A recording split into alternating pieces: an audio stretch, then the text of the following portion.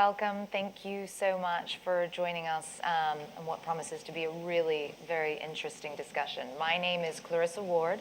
I have stepped in at the last minute for Frank Gardner, so if you came here to see Frank Gardner, I am terribly, terribly sorry.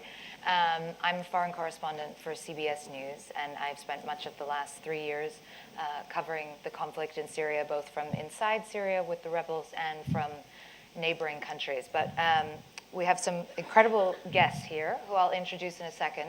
But first of all, let me just tell you that this is on the record. This isn't Chatham House rules. This entire thing is on the record and will be live streamed.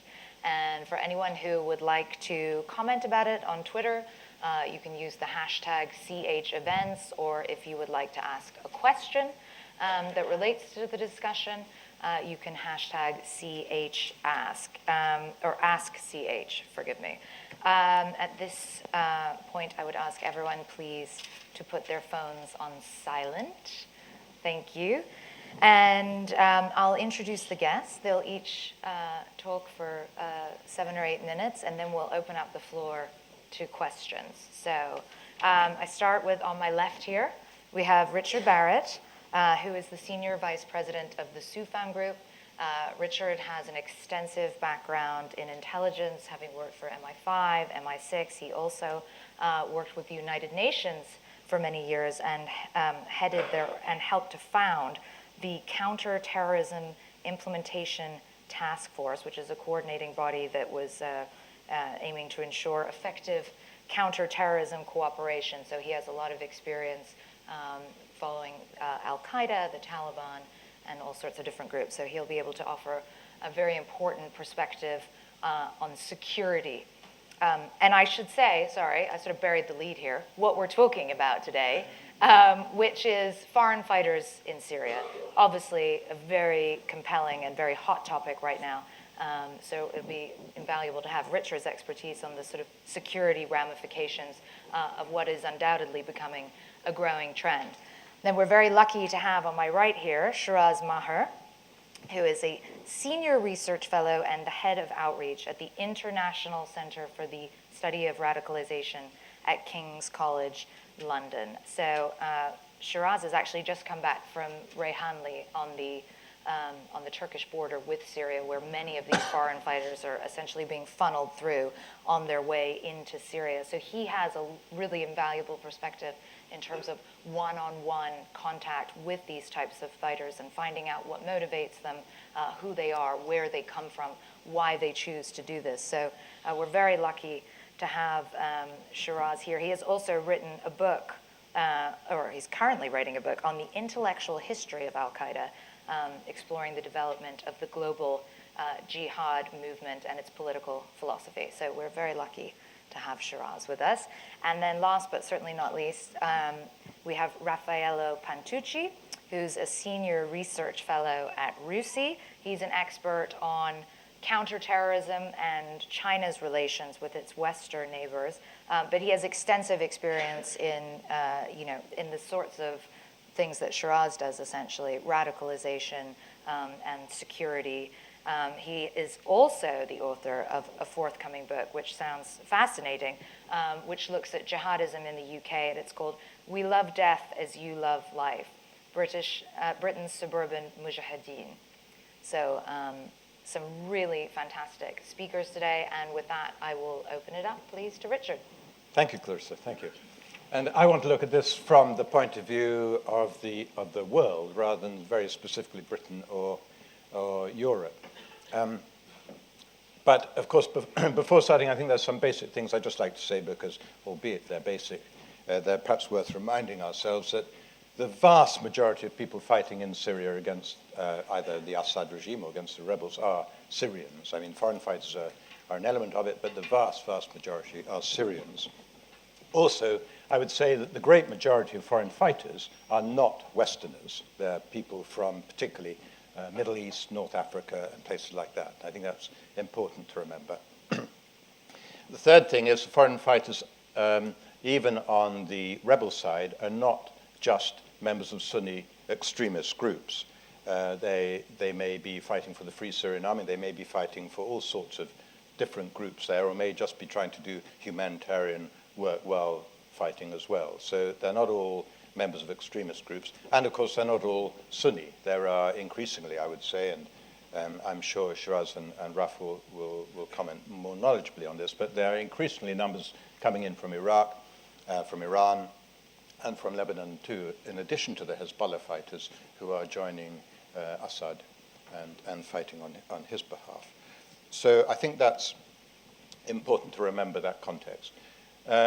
Basically, of course, there are three questions that one has to ask about foreign fighters. Why do they go in the first place? Why do they stay and what happens to them while they stay? And then why do they come back? Those are clearly the three questions. And the main question for most member states, if I may call them that, most authorities around the world is the last, is why have these people come back and what sort of threat do they represent by being back home?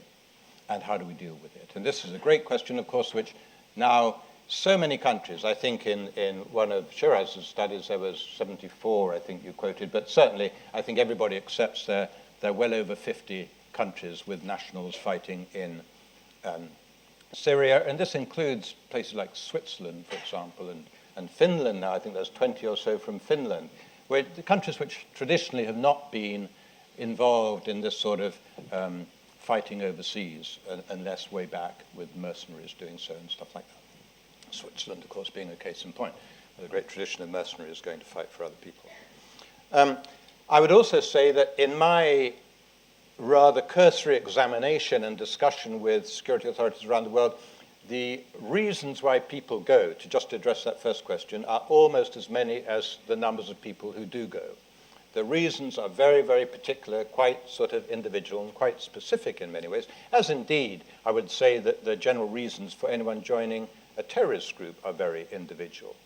And here I think it's an opportunity to make another very basic point, that by going to fight in Syria, even with an extremist group, you are not necessarily a terrorist. If you were a terrorist, you'd stay at home and you'd blow somebody up at home. So going to fight as a foreign fighter does not mean you're a terrorist, but of course it may be a step along the way of that radicalizing process. And I think one of the outstanding trends that one sees in people going, particularly from the West, but also from places like Saudi Arabia and Tunisia and Libya, Egypt and so on, is this idea of duty, sense of duty. I have an obligation and a duty to go. It's towards my co-religionists, if you like, but I have a duty. And that sense of duty, which makes me go, gives me a sense of purpose. I now feel more important because I have this sense of purpose, which I lacked before. It increases my sense of identity, which, of course, a lot of young people are struggling with a sense of identity. That, in turn, increases a sense of belonging to the group, and that, of course, then reinforces the sense of duty or responsibility. So there's that sort of reinforcing cycle. And why people go, you may have a motivation which is pretty mixed up in your mind. You may just sort of say, well, yeah, I should go, and you get there. And then there's all that process of justification, why did I come? And that justification of why did I come gets much influenced by what happens to you there. And a lot of what happens to you there is happenstance, just that's the guy you meet on the border, or that's the guy whose telephone number you got, or that's the group that your friend joined who's persuaded you to come out as well, and so on. So not necessarily an established network, but again, and I would defer to the other two, I see a growing trend of established networks in other countries recruiting people to go to Syria. And that, I would say, is an important development, much more likely that you're going to get people going along that radicalization process if they're already brought into a network even before they leave their home country. So that's something, I think, to watch.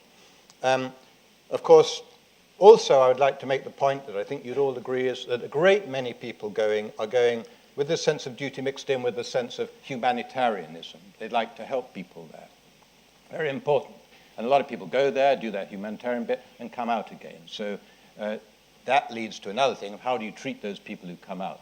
If you say, oh, you were in Syria, you were helping the rebels in Syria, I'm going to take away your nationality, I'm going to confiscate your passport, I'm going to throw you in jail and interrogate you, well, that might be a good way to radicalize somebody, in my view, and a not very effective way of finding out, is this person a threat, potentially a threat? So in addition to that sense of duty, humanitarianism, I think there's also this sort of Facebook bravado, Facebook posing type of motivation. But, you know, let's not exaggerate that too much. It's pretty squalid to go there. It's not particularly comfortable. You get involved in lots of things. It's very violent and dehumanizing and brutalizing. So fine, you can go out there, get a picture of yourself with a Kalashnikov or sitting on a captured tank or something, but then probably you'd want to push off if that's really your motivation. So, but nonetheless, I think some people do go there just for that. And then there's the sort of ideological motivation of going in some people, which is much clearer, particularly perhaps in Saudis who've gone there, who are persuaded that this is an obligation as a Muslim to go and help. So I'm conscious of the time. I don't want to eat into their time. But clearly, what happens to you there, that second issue, you might go and join a group because they share your language. You might join a group because there's a charismatic leader who you want to go along with. You might join a group just because it's the nearest group and they welcome you in, they give you a gun, all sorts of reasons. But after a time of being there, you start looking around and seeing what else is going on. And there is quite a lot of people who actually change from one group to another, particularly the foreigners, not so much maybe the Syrians, but particularly the foreigners. So that too is a good indicator. If you know a lot about the groups, what does it mean to be a member of Ar al-Sham or Jabhat al-Nusra or whatever, or way back down into this Free Syrian Armies sort of groups. If you know what it means to be a group, why somebody joined that particular group or that section of that group, very important, I think, in understanding to what extent they're radicalized and may be a problem down the road, and particularly if they made a choice once there of shifting from one group to another. And I would say that on the whole within Syria, and again, I'd be very interested in what you said in particular, Shiraz, but the ideological, apart from ISIS, you know, if we leave ISIS to one side, because it is to one side at the moment, the ideological backing of one group or another, not really terribly important in Syria. You know, this group will fight with that group on a particular objective, and they'll fight with them, and so blah, blah, and it doesn't really matter what your position is about Islam, whether you're particularly Salafist or not or whatever. It's largely not irrelevant completely, but it's immaterial to the sort of actions you take. And I think that's one of the reasons why ISIS has been pushed out onto a bit of a limb. But the difficulty with ISIS being out on a limb is that it sort of makes everybody think, oh, well, the rest of them are pretty moderate then. Well, that's not necessarily true. There's quite a lot of very radical people in those other groups, but they just don't agree with what the ISIS people are doing. And ISIS, just to clarify, is the Islamic State of Iraq and al-Sham, or the Islamic State of Iraq and the Levant, or whatever. Important that they see they're an Iraqi group essentially, but they see their remit as being beyond Iraq into the whole of the Levant. So just on that last question then, why do they come back? Is it because they've just had enough? That was it. They just come back. Is it because they maybe need a rest? They may come back and may go out again. That's interesting. If people keep on going back, is that an indicator perhaps more radicalization? Or do they come out, in fact, to look for other people to take in? These are all things that are noticeable. And I would just compare that with Al-Qaeda in the Arabian Peninsula, the group in Yemen, who are a very effective group, but now maybe moving more towards the insurgent end of terrorism than the terrorist end of terrorism. But when they were more of a terrorist group, they didn't want people coming out to join them, foreigners who didn't know anything from anything. They were just a security risk and a headache. But the groups in Syria generally do welcome foreigners. They like them, they find them simpatico, you know, they find them good people on the whole, they can work with them, and they're generally happy to have them, or the ones that I've come across anyway. So obviously, because the situation in Lebanon, in Iraq, in Jordan, they're all very weak states. The situation in Syria has direct consequence for them. There are a lot of fighters from Jordan, from Iraq, from Lebanon in Syria. And not only is that a problem because those people will come out with a feeling that, okay, maybe we should do something against our regime and take more action there, but also Syria itself, the Syrians who are fighting, and I repeat, the majority of people, of course, are Syrians, they are becoming more radicalized by this whole process of fighting Assad. Kuwait, a lot of people from Kuwait, difficult. From Saudi Arabia, I think the Saudi Interior Ministry said there were 1,200 back in January, so perhaps double that. And they by then had 300 back in their rehabilitation program. So that's the way they're treating them. Interesting that they should see them as a problem. But also you've got people from Central Asia, from Pakistan, of course, Indonesia, Singapore even, and all the other countries you can pretty much think of. Well, I'm going to skip over to a couple of points that I thought were important about when people come back to any state, not just to a Western state. I think it's just as they go as individuals, they come back as individuals, and it's important to treat them as individuals, each one being different. How do you do that? How do you quantify the threat that they pose when they come back? You have to know more about them. You have to know why they went, what they did, and why they came back. But how are you going to do that? You're not going to do that as an immigration guy at the airport, or as a policeman hauling them in. You'll get much more likely to find out that through the community, through their friends, through the mosque, if you like, or through whatever they do when they come back. Really important, therefore, that those principles of community policing and the work that's been done, particularly in this country, but in many other countries, of engaging the community and working out what is this problem, what are the contours of it, and how do we deal with it. The countries that have put most work into that are going to be the most successful in quantifying and dealing with this threat. And I think that if the reaction of the state is, well, welcome home, let's talk about it, rather than, we're very suspicious of you and we don't like you at all, I think then the likelihood, if young people are radicalized quickly, then maybe they can de-radicalize quickly as well. So I think I should leave it there, but just one other very, very basic thing is, of course, there aren't Western forces engaged in Syria. So the attitude of people fighting there is very much tied up partly in sectarianism, partly in the awfulness of the Assad regime, or if they're with the Assad regime, then the awfulness of Sunni extremism and so on. If the West cut a deal with Assad, so, to try and bring the war to an end, will that change people's attitude? That I think, is a question we have to think about. And also, those people who come back, who now want to move off to another front, if they go to, I don't know, Mali or Somalia or even Afghanistan-Pakistan border area, depending what happens in Afghanistan after the end of this year, then will they start coming into contact with Western interests more directly? And will that be an issue? So it's very important, I think, for us all to try to plot these trajectories, but not to try and fit everybody into the same pattern. Thank you. Thank you very much. Shiraz. Thank you. I'll just start by giving a sort of brief overview of what ICSR, our Centre at King's College, has been doing, and how that's given us a data set that informs a lot of our work. About sometime sort of middle of last year, well, I should say a year ago, we began this idea of trying to estimate the number of people who had gone out to fight in Syria, and we did that 3 times over the course of last year, in April, in October, and then again comprehensively in the middle of December. And all of this is based on open source material.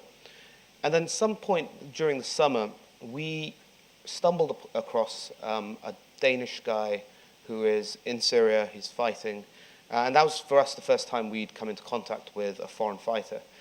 And through him, very quickly and very early on, met, again through the internet, a British guy who was out there fighting. Some of you may have seen him if you've been following this issue on Newsnight, a guy called Iftikhar Jaman, who died then last December in Syria. So we began the process at that point of learning really a lot more about foreign fighters who are out there by doing 2 things. One was that we began to collect their social media accounts wherever possible. And we built a database which contains, at its peak, something like over 600 accounts that is not just of people who fight there, but of people who support them, of their networks and so on. When you bring it right down to foreign fighters, we're in the sort of low 200s. And what that's allowed us to do is to take from there all kinds of basic information. All of this, again, is open source. There's nothing that they haven't chosen to make public or to put out there. And to build a profile of the types of people who go, of the types of things that matter to them, And to do the same on Twitter, increasingly we're seeing larger numbers of people on Twitter.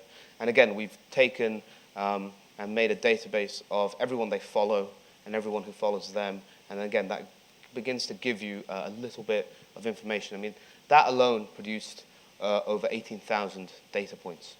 So you see how it's at its peak, it's quite unmanageable. So we estimate from Europe, at least, there's something like around or just under 2,000 Europeans who have gone to fight as foreign fighters in this conflict. Now, that is a cumulative figure. That includes people who have returned back to the West. That includes people who have gone out there and died. So 2,000 is the overall. And we acknowledge it's not an exact science, but we kind of feel relatively confident with that figure. The largest numbers, I think, as Richard mentioned, come from North Africa. If you take them as one band, they are the single largest producers, as it were, of foreign fighters, then the Gulf states, and then Europe following pretty intensely behind there. So what is the average profile? Well, in one sense, the average profile is no different from what we've seen with regards to previous conflicts in Afghanistan or Iraq in this country, which is traditionally it's men, they're in their 20s, they are of South Asian ethnic origin, they have some connections to higher education, and they have some sort of connection to activist organizations. That's not to say extremist, but activist organizations that have some kind of international dimension. Which leads me to my next point, which is there's probably, you could say, two types of individual who goes to Syria.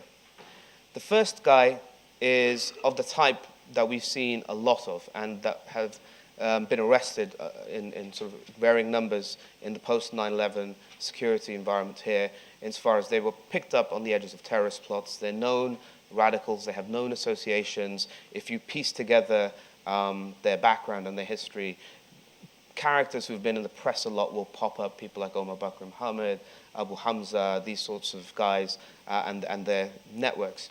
So there is a group of people who go to Syria who are, or who have known radical associations, they have known connections to certain people, and for them, if you want to think of it like this, Syria is really like a finishing school.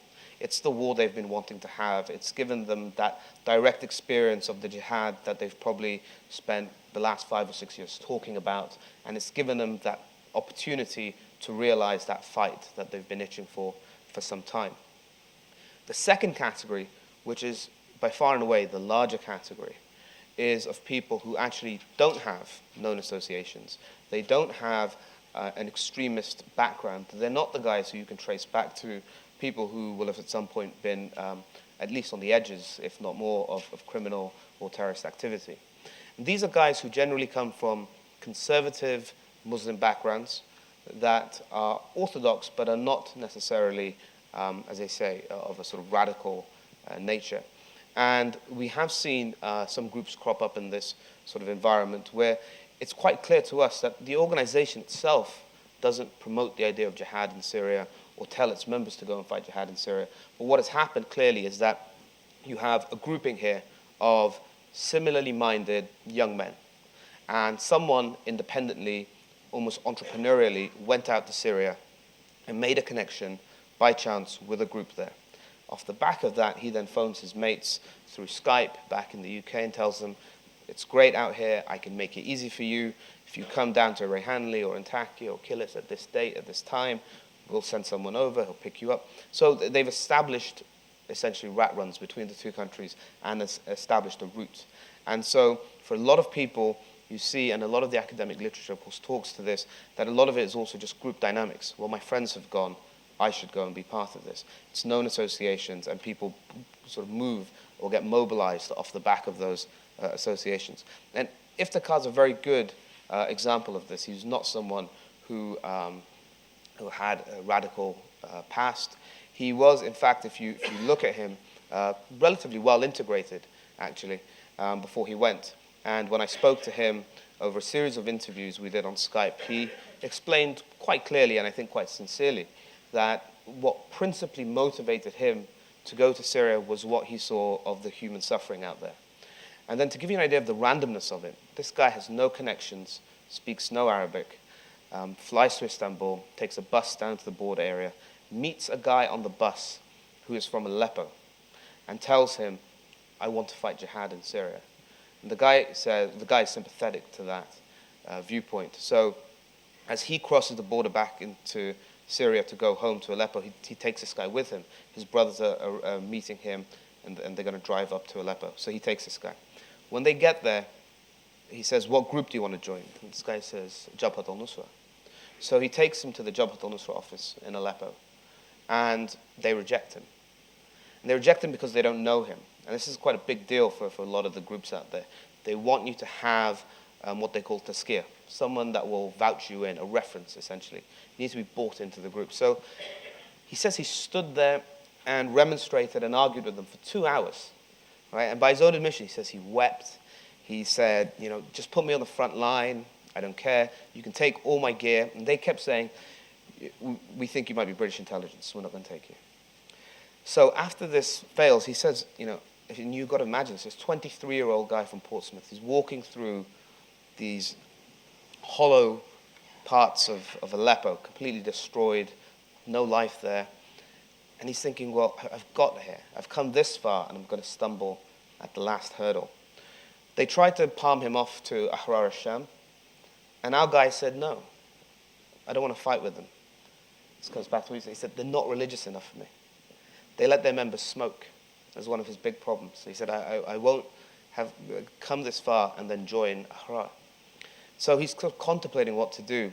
And by chance, at a coffee shop, meets an Algerian from ISIS.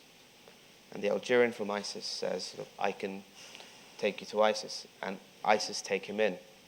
And off the back of that, he spent about 4 months out there talking and communicating to his friends back in Portsmouth. 5 of them then went over along the route that I described. The friend establishes it for them. They then fly out. He sends down a truck to pick them up. They cross easily. At the same time, completely by coincidence, and again, if you followed it, you will have heard of the death of Anil Raufi from Manchester a few months back. These 3 guys from Manchester were just attracted to Iftikhar through the internet. And they flew out there and told him when they got there, look, we're here, we want to come. So you get to see through his story, through almost as a case study, the different ways in which people are going and what's motivating them, how group selection works at the border. It was very random, basically, and how people are ending up with the groups that they end up with. So all of this then takes us back to this issue of, well, what happens if these people return? I should say, when we talk to them, there's not a single person out there who has expressed at any point a willingness to return to their home country. They all say they intend to stay in Syria, they intend to establish an Islamic State and die in the process of its realization. That said, the figure that you may have heard about of 250 returnees to this country, to the best of our knowledge, is accurate. And so clearly people do return and people do come back. The academic literature on this is perhaps the most authoritative study was carried out by Thomas Heghammer, who counted and assessed and looked at previous conflicts to look at the rate of, you could say, continued jihadism, as it were, of a returnee, and what it comes out to. And he basically calculated that it's about 1 in 9 people want to undertake or resume activity in their home countries. So there's a few points to make on this. The first is clearly that from that figure alone, the overwhelming majority will pose no threat. And we risk exacerbating or provoking a conflict or a confrontation with people when we don't need to. And I think, again, Richard, really, you're completely right. I think some of the stuff that's come out of the Home Office in this sense of saying we will strip you of your passports, we will deny you citizenship, we will throw you into Belmarsh with a life sentence, is entirely counterproductive. And the foreign fighters look at this with bewilderment, with confusion, with anger and suspicion. So it's very, very counterproductive. The second thing to say about that 1 in 9 figure is that, of course, if we use easy maths, so we now say the 400 people from this country who have gone or returned, the cumulative figure is 400 for the UK. If you use easy maths, say 1 in 10, 40 people, that would be a threat, potentially. So if we look at the pattern of terrorist activity in this country, one of the very fortunate things that happened was that on a number of occasions, there were bombs put on the streets of the United Kingdom that failed to go off because of the incompetence of the bomb makers. People now in Syria are in a very permissive environment where they can learn those skills and become very good bomb makers. So they're not going to be incompetent. They're not going to fail, essentially, in the way that others did in the past. And again, there's literature that shows that if someone has active combat experience, is involved in a terrorist plot, then that plot is far more likely to succeed, which would make sense, and far more likely to be more deadly and more extreme in magnitude and the damage it will cause. And again, I think all of that makes sense. So even though the numbers might be low, it's still something that really needs to be considered and confronted and thought about in creative ways as to how we would begin to challenge and tackle that problem. And the final point I'd make on the 1 in 9 figure is it uses previous conflicts such as the Arab Mujahideen that went to confront the Soviet Union. Now, what's interesting about that is where the global jihad movement is today is in a very different place to where it was in the 1980s. In the 1980s, they were fundraising in Florida. They were fundraising in New York. Today, their relationship with the West is far more confrontational, it's far more combative. So I wonder, and this is just me thinking aloud, I don't really have an answer, to what extent that figure will change, because the relationship between jihadist organizations, particularly of the type that you find operating on the ground in Syria and the West or the North American countries, is clearly not as cozy as it was previously. So that's something we need to think about. And then there's just one final point really I wanted to make, and which was when we're talking about returnees as well, and let's say we're looking at the other proportion now, the 8 and 9, we sort of mop our brow and say, well, thank goodness, these guys are not going to be the terrorists. They're the okay ones. And we sort of wash our hands of it.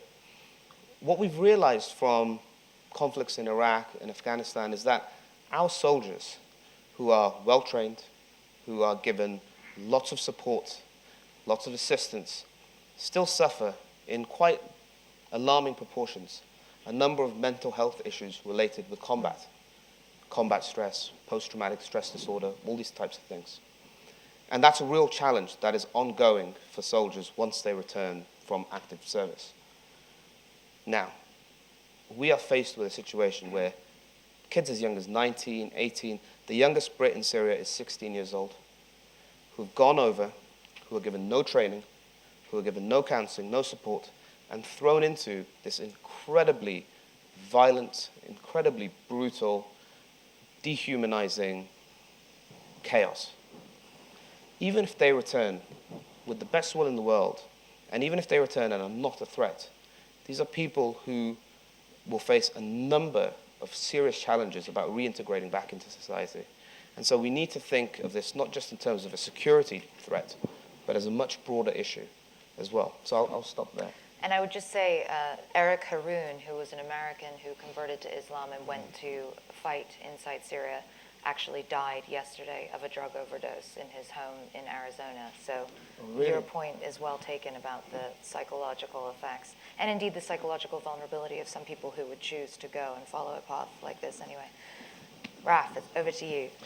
Thank you very much, and I've got to follow 2 very difficult acts, so I'll do my best within my constrained capabilities. Anyway, so I thought I'd focus on the aspect of the coming home and how we've seen the foreign fighter threat actually come home in terms of a terrorist threat or posing a potential terrorist threat in the West in particular. Though I think there's a couple of points to be made about how this threat comes back and where it comes back to. I think, in the first place, something that Richard mentioned is that this, in terms of the numbers of foreign fighters that we've seen go out there, the overwhelming majority are from the Arab world. And I think it's there that they're really going to have a big problem that they really haven't, I think, begun to really tackle yet. But I think that's a major issue. And, of course, that has implications for UK and European national interests, because, of course, we have interests in these countries as well. But to look at sort of the European case and the North American case in particular, I was sort of struck recently because I had the opportunity to talk to people close to security officials here in the United Kingdom and in the United States in the space of about a week. And the fascinating thing to me was that when I was talking to people in the United States, there was a perception there that this is less of an immediate threat there. this is not seen to be the same sort of threat, which you find when you talk to security officials here in the United Kingdom and Europe, where this is really seen as the big problem in counterterrorism terms that they are very agitated about, that they are really focused on. So I think there's an interesting dynamic there. Now, why this is, I think, frankly, proximity has a very large part to play. The fact is, it is very easy for Britain or anyone from the European Union to get to Turkey and ultimately across the border into Syria. It is a short car ride away from some countries. It is an EasyJet flight over to somewhere in Turkey or to somewhere else in Europe and then another EasyJet flight over there. So it's a very easy trip to make. And so the simple facility of doing this, I think, is something that means that this is going to be a bigger problem for the EU rather than for North America. But then to look specifically at how this threat might come back. I find, like Shiraz, we're academics. We like to look at sort of history and understand what sort of happened in the past. And one specific thing I've tried to look at is to try to understand, well, how has the foreign fighter threat actually come back from other battlefields that we've seen historically? This is not the first time that we've seen Europeans, young Europeans, get motivated to go and join and participate in these jihadi battlefields. We've seen this happen repeatedly in history, going back to Afghanistan, going back to Chechnya, going back to Bosnia, and the other sorts of wars in the former Yugoslavia, going back to Iraq and Afghanistan again more recently, and even over into Somalia, and even a few over into Mali. So this is something we've seen historically happen repeatedly in many different directions. And I think in terms of the threat coming back, in many ways, the first point to make, and it's something that's been made repeatedly by the others as well, is that not everyone, of course, comes back to be a threat. I think the numbers that we see go out there are worrying, and with Syria in particular, it's very worrying. But if we look at history, not everyone who goes to these battlefields comes back and poses a direct terrorist threat. However, in cases that they do, it tends to express itself in one of 4 different ways. In the first case, we have the individuals who come back as sort of directed plots. So these individuals who go out there, maybe originally their intention was to go out and participate in a sort of brave struggle to help an oppressed people. But once they're out there, they connect with someone who, redirects them and says to them, brother, you're doing a wonderful thing here. You're really coming, you're helping the cause. It's great that you've come this far. But if you really want to make a difference, you should go back and do something at home. And we've seen this happen historically. I think a good example of this is the 7/7 bombers here in the United Kingdom. Mohammed Sadiq Khan, the leader of that group, had been back and forth to Pakistan to participate in training camps at least 3 times, I think, prior to being directed to come back and launch his attack in the United Kingdom. I don't think his original intention was to go participate in, to go join Al-Qaeda and come back and launch a terrorist attack here. I think originally his intention was probably to participate in the jihad in Kashmir, to find out what was happening there. But he was redirected because of people he met out there. The second sort of shaped threat that we've seen come back is in the form of individuals like Bilal Abdullah, who was an Iraqi doctor here in the United Kingdom, who went over to, who was born here in the UK. I think, was he born in Iraq? Well, Shiraz, in fact, met him. He was born here and then spent some time in Iraq and then came back and was brought up and lived here. He ended up going over to Iraq while the American-led conflict was happening there, and connected with the insurgency in some way, shape, or form. He came back and decided to launch an attack here in the United Kingdom by leaving 2 VBIEDs down on Haymarket, and then the next day trying to drive a truck bomb into Glasgow International Airport. There is no evidence from what I've seen that he was directed to come back and launch this attack. However, it was clear he'd connected with people out there, and it was clear that obviously he felt that it was his duty to punish the United Kingdom in particular for their actions in Iraq. And so this is a sort of threat which we see, which is shaped in some ways it's connected to another sort of threat that people are quite worried about now, the idea of the lone actor threat. The sort of individual terrorist who comes back, or the individual who's motivated by terrorist ideas to launch an attack, but doesn't necessarily have the sort of command and control or direction that we see in some Al-Qaeda plots like the 9/11, for example. The third sort of threat, and this in some ways is the longer-term aspect to this problem, and the one which I think will give us the longest tail, which I think will be of concern for many years to come, is the fact that some of these individuals who go out there will come back, and they may not decide that they want to launch terrorist attacks or participate in that. That may not be their role. But they will be quite changed by their experience, and they will become sort of radical pillars of the community. They will become individuals who will be quite significant within the sort of community in which they're living. And they will help pass on the ideas and the sort of message of fighting jihad and participating in these sorts of conflicts to the community around them. They will become sort of radicalizing agents. They will mean that the sort of problems that we have of radicalization in this country will continue to be a problem for the next few years. And they will have the added advantage of having, real battlefield experience and battle scars to show for it. And so people will be more impressed by them and will be say, well, brother so-and-so is a very impressive guy and he told me about his experiences there. Maybe I want to go copy this. There's also the possibility that some of these individuals will end up becoming the sort of soft support network that you often find in the background of terrorist plots in the West. Terrorist plots tend not to exist in a sort of vacuum. They tend to need a sort of support network of people around them. Well, if someone is being directed from a battlefield or from a foreign country to launch an attack here, and the guy directing him remembers that he met brother so-and-so who now lives in London, well, brother so-and-so might be a useful connection for him to go look up when he comes to town.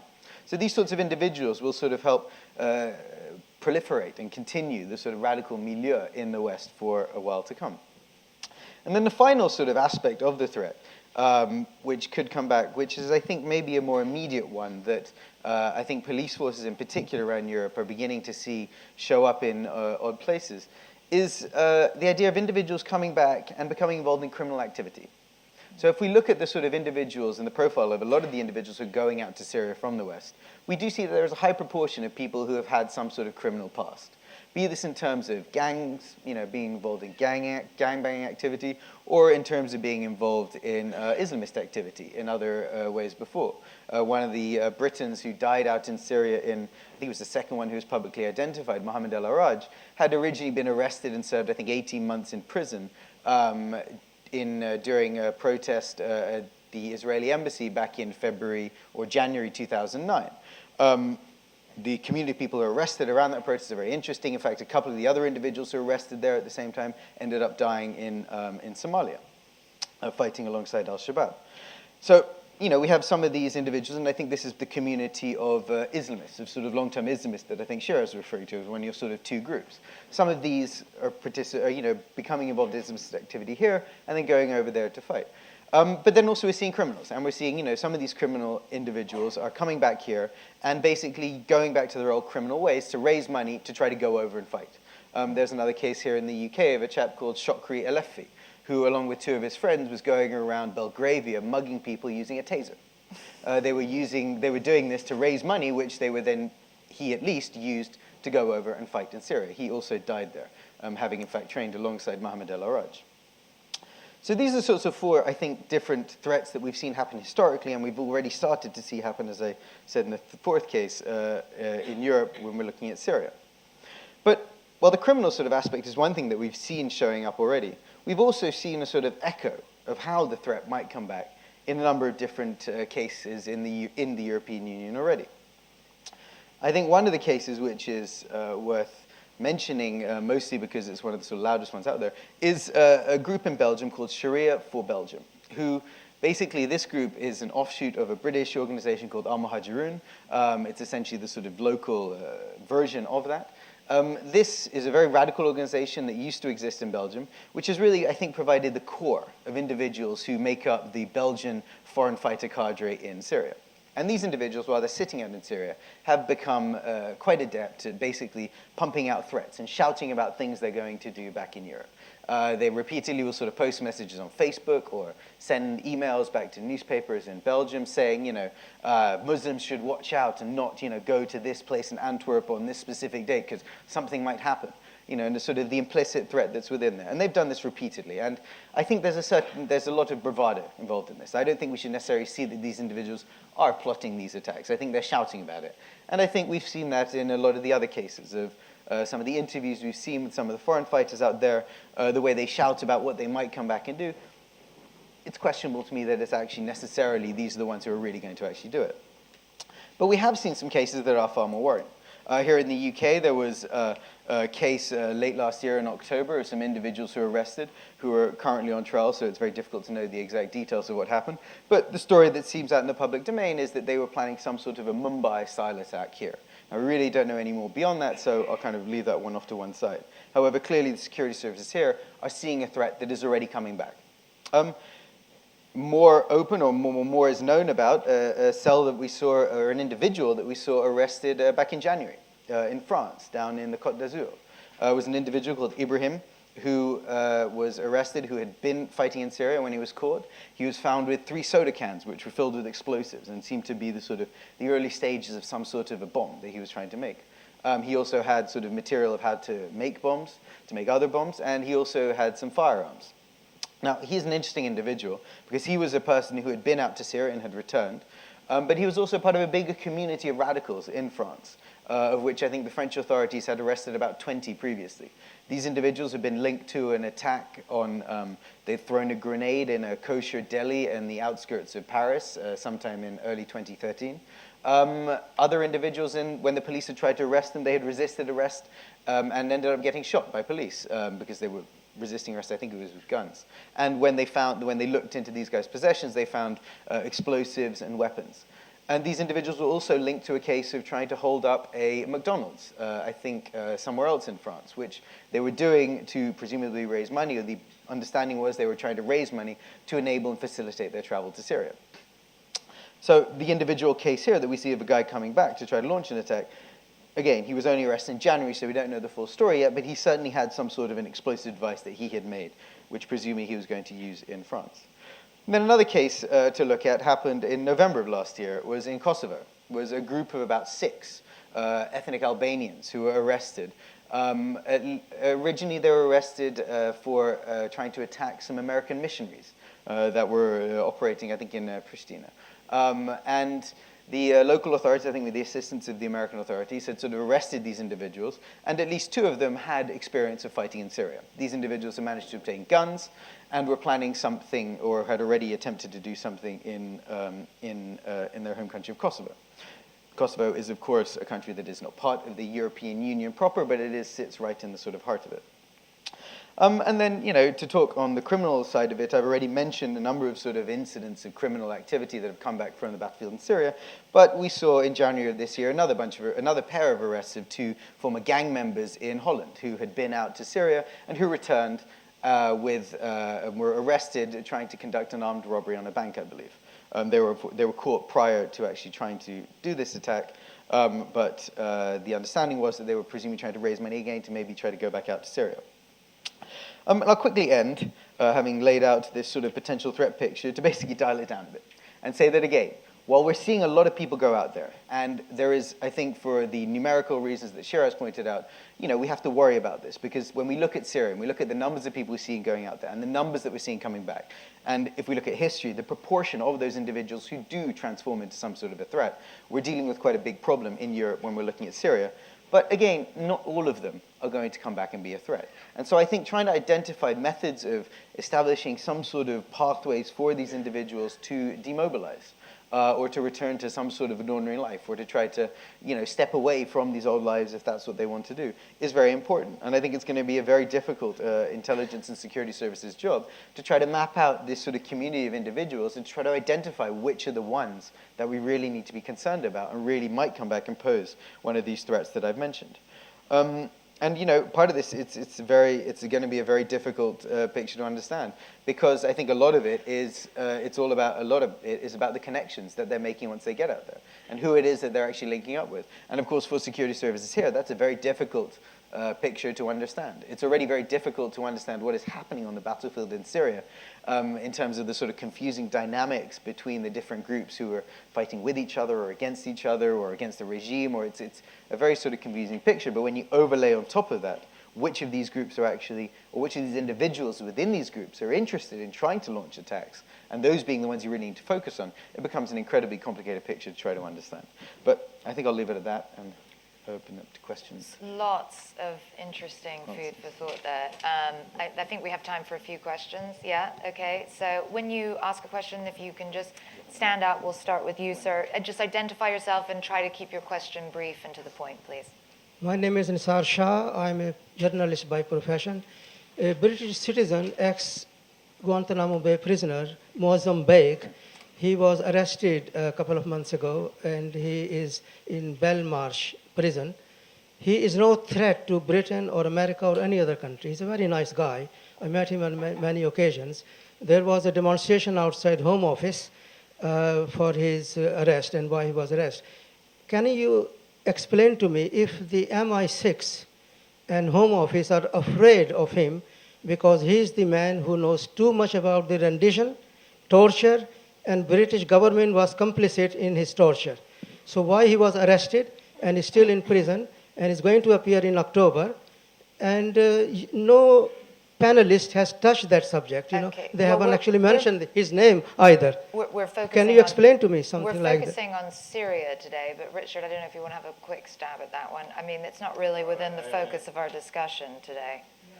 So maybe let's try to stick to what we're discussing today, which is Syria. Yes, please, stripy tie. Sorry.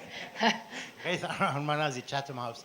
In the past, homegrown so-called jihadists justified the acts of terror, even on videos we've seen, by the fact that they oppose the foreign policy of the country. They were based in the case of the UK, for example, because they saw the UK government as adopting a policy in Afghanistan, Iraq, against an Islamic country. In the case of Syria, though, those coming back, how can they justify any such act when, in a sense, they are on the same side, if you like, being anti-Assad, in the case of the British foreign policy? Is that an issue that needs to be also taken into account? Thank you. Shiraz, you want to have a go at that? You've talked to these guys a lot. Yeah, and actually what you're saying is completely right. In the first instance, through much of last year, for example, they were relatively ambivalent towards Britain. They didn't really care so much about what's happening here because as far as they were concerned, they're against Assad. The British government is not on the ground and committed in any sort of meaningful way there, but it's sort of called for Assad to go, so that's fine. Where it's become a little more tricky now is there's been a lot of controversy and a lot of things coming out about aid workers and charities. That's angered a lot of people out there. People have commented a lot about the arrests that have taken place. Mozambique is one, but there have been lots of other arrests of people back in this country. So this has really captured the imagination of fighters who are out there who are saying, why are we being persecuted? And I'm not saying that makes them directly confrontational towards the state, but it certainly begins to posit in their mind this idea that the British government is a little hostile towards them and a little distrusting of them. And the key thing to understand in that respect is we've seen this before. This also happened, of course, with Bosnia. And the idea there was that, well, the British government, while it's not backing the oppression of Muslims, it doesn't care when Muslim blood is spilt. That's the narrative that then begins to take root. So they're quite happy to see Muslims die in Syria, quite happy to see Muslims suffering in Syria, and that's part of the makeup of Western states, as it were, again, from their worldview. So there can be this sense where they start to focus back in on their home countries as a result. Sir, in the orange tie, I'm just going to identify people by a tie. Oh, yes. The man with orange tie is Jamil Gürsen, member of Chatham House. By profession, I'm a criminal defense lawyer in this country. As we understand, under English law, any murder committed around the world is also indictable in this country. These so-called fighters, which I call them psychopaths, murderers, when they commit this vile act, killing their own people, and they come to this country, how can we justify that they are welcome in this country? That's part of the question one. Then you mentioned, Shiraz, that you've been to Reyhanlı. I actually just came from Antakya. I'm from Antakya myself. And the people are so terrified of these psychopaths when they travel through Antakya to go to Syria to kill in the name of jihad. How can it be called jihad? Jihad is to fight against non-Muslims. Syria is a Muslim country by vast majority, at least by 90% or 85%. The rest are Christians. How can you say they are jihadists? Okay, so let's just try to Richard, do you want to tackle the first question about, the state and how the state should be receiving these young men when they come back, these young jihadists or fighters? Yeah, sure. I mean, if you've committed a crime by British law, for example, let's talk about UK, and you come back, certainly you should go through a judicial process. There's a question, though, of establishing that the crime has been committed.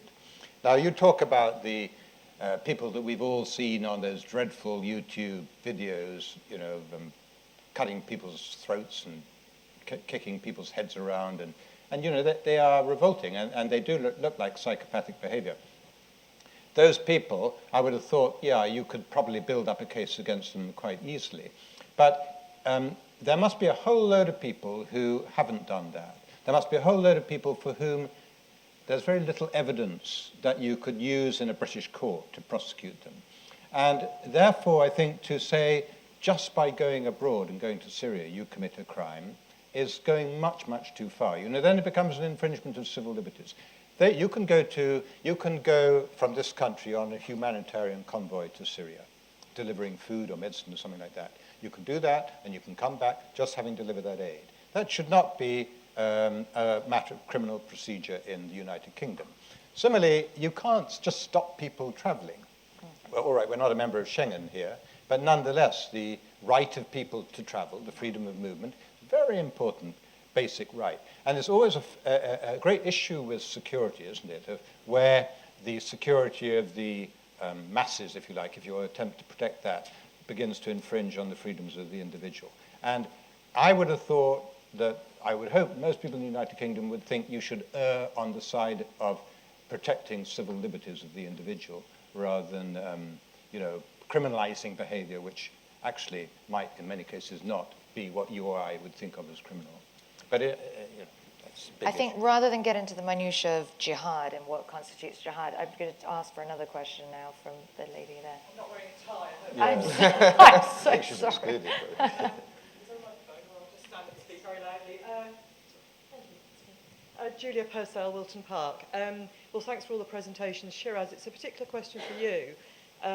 Very compelling narrative and insights based on your research and your field work around foreign fighters. It was just a question about, because you spoke about a lot of the work being done on open source social media and looking at 600 accounts overall. I just wondered if some of the picture might be missing from that. Richard spoke earlier about the kind of Facebook bravado, which you identified as well. So in a way, was that group self-selecting in that they were the ones who were out there using Twitter and Facebook and so on? And is there a whole landscape of people who aren't out there, therefore they're not kind of fitting into your profile? Yeah, I think you're completely right in that sense. We accept there is a selection bias here. These are people who volunteer to self-publish information about their activities in Syria through various mediums. So the vast majority, of course, don't do that. I think, nonetheless, it is giving us a lot of insight into things that are important, is the best way to put it. There's a lot of work now in social sciences coming out which looks into what does it mean if you click like on something on Facebook, for example, and what does it really mean? And actually, a lot of the studies show quite the opposite. It doesn't mean you can build up quite sophisticated profiles about people, about their religious preferences, about their political views, all sorts of things, if you drill down into a group of people's likes on Facebook, for example. So this actually forms the basis of something we're about to publish very shortly, which again shows us and helps us build a picture. We accept it's completely a sort of very, it's basically that part of the iceberg that sits above the waterline. That's what we're looking at. We can't delve into secret stuff. It would be obviously unethical and probably illegal as well. Yeah. I'm sorry, we don't have time for more questions, which is really unfortunate because it's so fascinating and we've had a really interesting discussion. Thank you so much, Raf, Shiraz, Richard. Really, it's been brilliant. Thank you.